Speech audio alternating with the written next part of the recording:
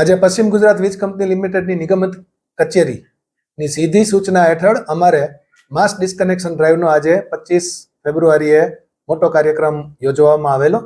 પૂર્વ અને પશ્ચિમ કચ્છના બધા જ સબ ડિવિઝનમાં, એટલે ટોટલ પશ્ચિમ કચ્છના 20 સબ ડિવિઝન અને પૂર્વ કચ્છના 12 સબ ડિવિઝન થઈ 32 સબ ડિવિઝનમાં જે કોઈ ગ્રાહકોના વીજ બિલ પેઠેના પૈસા બાકી છે એને સીધા ડિસ્કનેક્શન કરવાની કાર્યવાહીનો આજથી શુભારંભ કરેલો છે. હવે પછી હંમેશા જો વીજ બિલ બાકી હશે તો વીજ જોડાણો કાપવામાં આવશે. આથી ફરીથી ગ્રાહકોને વિનંતી છે કે વીજ જોડાણો કપાય નહીં, તે માટે આપના બિલો રેગ્યુલર ભરી દો અને ડિસ્કનેક્શનની કાર્યવાહીમાંથી મુક્ત થાવ.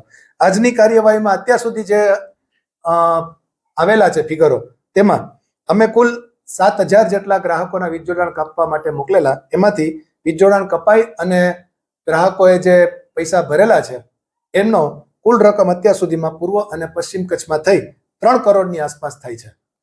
આ કાર્યવાહી આવનારા દિવસોમાં પણ ચાલુ જ રહેશે અને કન્ટિન્યુઅસ રોજે રોજ બધા જ સબ ડિવિઝનમાં જેટલા ડિફોલ્ટર કન્ઝ્યુમર્સ છે કે જે ગ્રાહકોએ પૈસા ભરેલ નથી તેમના વીજ જોડાણો કાપવામાં આવશે. આજે કેટલા કનેક્શન કાપવામાં આવ્યા છે? આજે અમારે 7,000 કનેક્શન પુટઅપ થયેલા છે. એમાંથી હજી ડેટા આવી રહ્યો છે, પણ આશરે 2,500 થી 3,000 જેટલા કનેક્શનો મિનિમમ કપાયેલા હશે. પરંતુ આ કન્ટિન્યુઅસ કાર્યવાહી હજી સિસ્ટમમાં આવવાની બાકી છે, એટલે ફાઇનલ ફિગર આવતા થોડો વાર લાગશે, પણ અમને સારી એવી સફળતા મળી છે.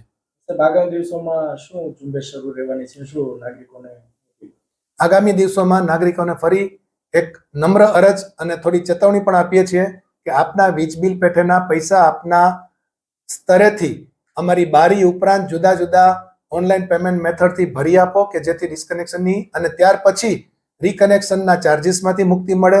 રિકનેક્શનની કાર્યવાહી માટે ફરીથી આપને ત્યાં આવી અને જોડાણ કરવું પડે, આપને અગવડતા પડે, આ બધી બાબતોમાંથી આપ મુક્ત રહી શકો તે માટે તાત્કાલિક આપના વીજ બિલને ચકાસી અને પૈસા